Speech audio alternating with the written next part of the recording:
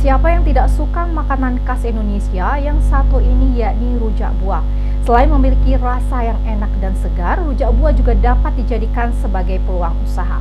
Seperti yang dilakukan Suliem. Dalam seharinya dapat memperoleh omset hingga ratus ribu rupiah. Rujak buah merupakan salah satu makanan yang digemari masyarakat luas.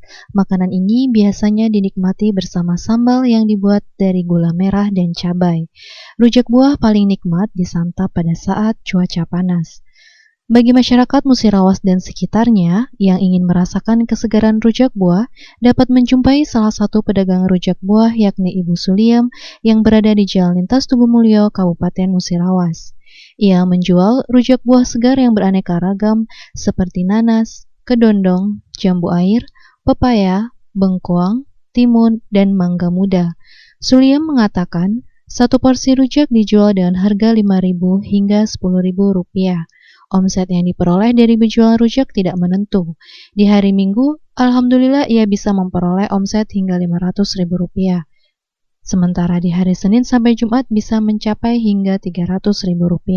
Kembali dirinya menyampaikan, untuk pelanggan rujak buah miliknya sudah banyak.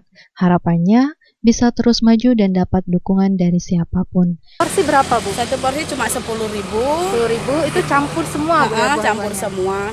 Kita kalau minim juga 5.000-an juga ada. 5.000 juga bisa, Bu. Untuk omset perharinya itu biasanya bisa sampai berapa, Bu? Kalau omset kita nggak bisa mastiin. Kalau hari Minggu alhamdulillah bisa dapat kadang 500.000. Itu perharinya, Bu, ya? Itu kalau hari Minggu. Kalau Senin sampai Kamis atau Jumat itu minim 300, 200. Jadi tidak pasti, Bu, ya? Nggak pasti. Jadi Lebih rame hari Minggu, Bu, ya? lebih ramai hari Minggu.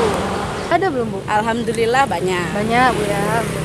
Untuk harapan kedepannya apa, Bu? Harapan kedepannya maju, ada dukungan dari siapapun. Namanya kita pedagang kaki lima, Ya. kalau bisa ada support aja lah. Ya, baik. Makan sukses, Bu, ya. Alhamdulillah. Ayu Fitriani, Selampari TV melaporkan.